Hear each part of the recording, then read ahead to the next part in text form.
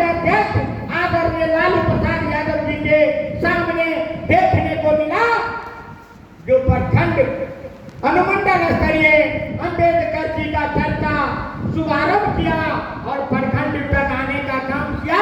मुझे लग रहा है कि राष्ट्रीय अध्यक्ष जी के निर्देशानुसार हमें पंचायत अध्यक्ष तक भी जाने की, गांव और कस्बा तक जाने का अंबेडकर जी की अधूरा सपना को लेकर जाना पड़ेगा। क्यों जाना पड़ेगा? आज अंबेडकर जी जिस जात में पैदा लिए थे, जहां उनकी पढ़ाई से लेकर संविधान लिखने तक उसे कठिनाई हुई, यह हम और आज के बीच कोई छुपा हुआ बात नहीं है। जब वह स्कूल जाने के घर में बाबा साहब भीमराव अम्बेडकर जी नदी पार होकर के जाया करते थे, तो कोई नावी कुछ मुट्ठी भर लोगों के चलते उसे नाव पर नहीं बैठाया करता था। जो नावी नाव पर बैठा लिया करता था, उसे कुछ मुट्ठी भर लोगों ने उस नाव वाले को पिटाई करता था, नाव में छेद कर दिया जाता था और बाबा साहब भीमराव अम्बेडकर के चलते उस नावी को प्रताड़ित किया जाता था। लेकिन वैसे भी बाबा साहब भीमराव अम्बेडकर ने उस झेल को झेलते हुए उन्होंने लाव मंत्री बना। जब लाव मंत्री बनने के बाद पढ़ाई डिग्री ली और लाव मंत्री बना, 2 वर्ष से 11 दिन में उन्होंने इस हिंदुस्तान का संविधान लिखने का काम किया।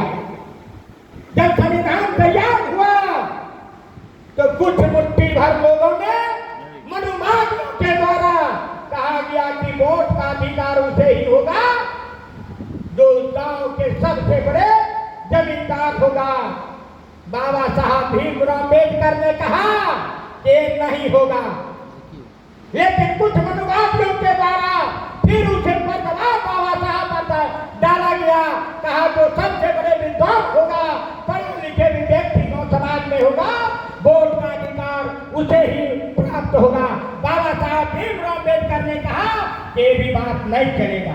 लास्ट में कुछ मनुवादियों को, मुट्ठी भर लोगों को पराजित होना पड़ा और एक वोट का अधिकार राष्ट्रपति को मिला, तो एक वोट का अधिकार कई लोगों को भी मिला। यही है बाबा साहब भीमराव अम्बेडकर का संविधान। बाबा साहब भीमराव अम्बेडकर ने कहा था कि हम समानता का विचार लावेंगे, समानता ला करके रहेंगे। आरक्षण दिया, आरक्षण का खिलाफ किया। कुछ मनुवादियों ने जो संविधान बाबा साहब भीमराव अम्बेडकर ने लिखा, ये मनुवादियों को पच नहीं रहा। उसी संविधान के अंदर ये भी बात है कि ये संविधान में आरक्षण है, जाति जनगणना है, कई तरह की बातें हैं। आज पंचायत चुनाव में जो संविधान के अंदर जो बनाया गया संविधान है, उसके साथ बीजेपी के लोगों में, आरएसएस के लोगों में छेड़छाड़ करने का काम करता है। हमारे राष्ट्रीय अध्यक्ष समाजी न्याय के महायोद्धाओं ने कहा कि मनुवादियों, तुम्हारा दुख नहीं, तुम्हारे खानदान नहीं, दर खानदान भी इस बाबा साहब भीमराव अम्बेडकर के द्वारा बनाया गया संविधान के ऊपर उंगली नहीं उठाने दिया जाएगा।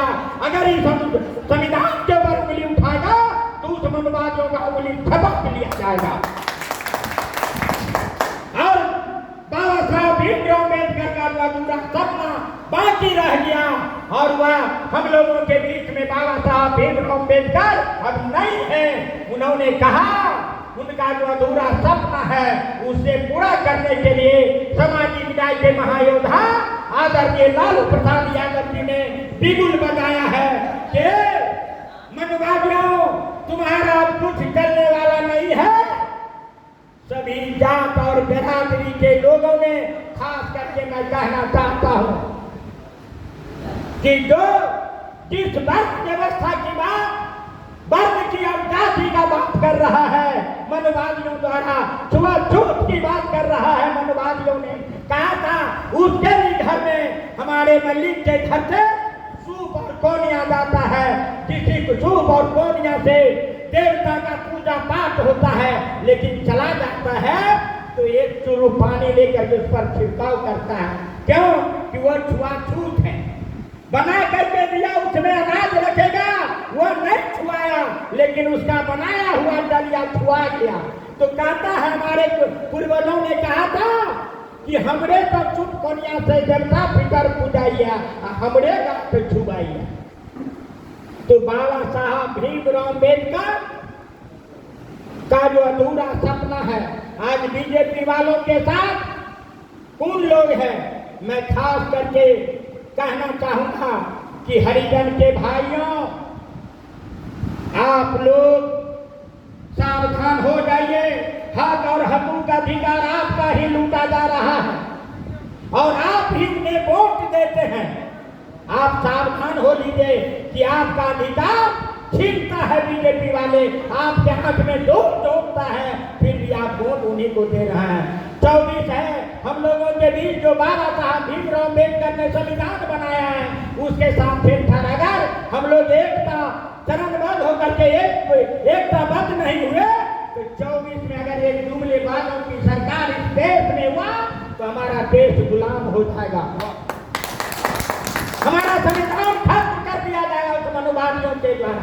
जब मेरा संविधान खत्म हो जाएगा तो हम अधिकार से वंचित हो जाएंगे। उसका एक ही उपाय है कि 24 में जुमलेबाजों को अपने मतों का प्रयोग सामाजिक न्याय और महागठबंधन जो बना है उनके उम्मीदवार को देकर के बीजेपी वालों और आरएसएस वालों को ऐसा तमाचा गाल पर मारिए कि वह जिंदगी भर याद रखे कि मेरे द्वारा जो किया गया है।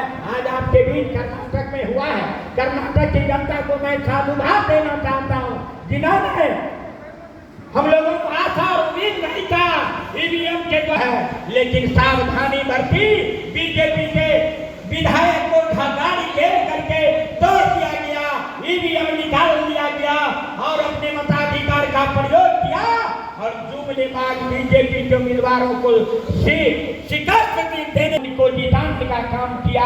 इसी तरीका से 24 में होने वाले लोकसभा का चुनाव है, हम लोगों को एकजुट होने की आवश्यकता है, संविधान बचाने की आवश्यकता है, देश बचाने की आवश्यकता है।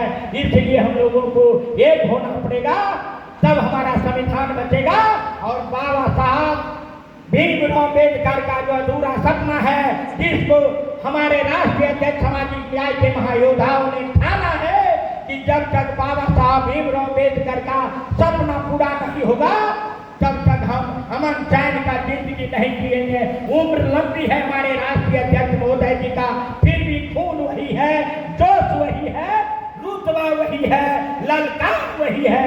इसलिए मैं आए हुए यहाँ सम्मानित हमारे जिला के जो माननीय बिहार विधानसभा के पूर्व सदस्य आदरणीय सीताराम यादव जी का, नवनिर्वाचित जिला अध्यक्ष आदरणीय वीर बहादुर राय जी का, प्रदेश के पदाधिकारी आदरणीय राम बहादुर यादव जी का, ईश्वर गुरमीता जी का, बनेता जी का और यहाँ लौटई प्रखंड से आए हुए तमाम 18 पंचायत से राष्ट्रीय जनता दल में विश्वास और आस्था रखने वाले तमाम साथियों का हार्दिक अभिनंदन, हार्दिक अभिनंदन। जय भीम, जय भीम, जय भीम, जय भीम।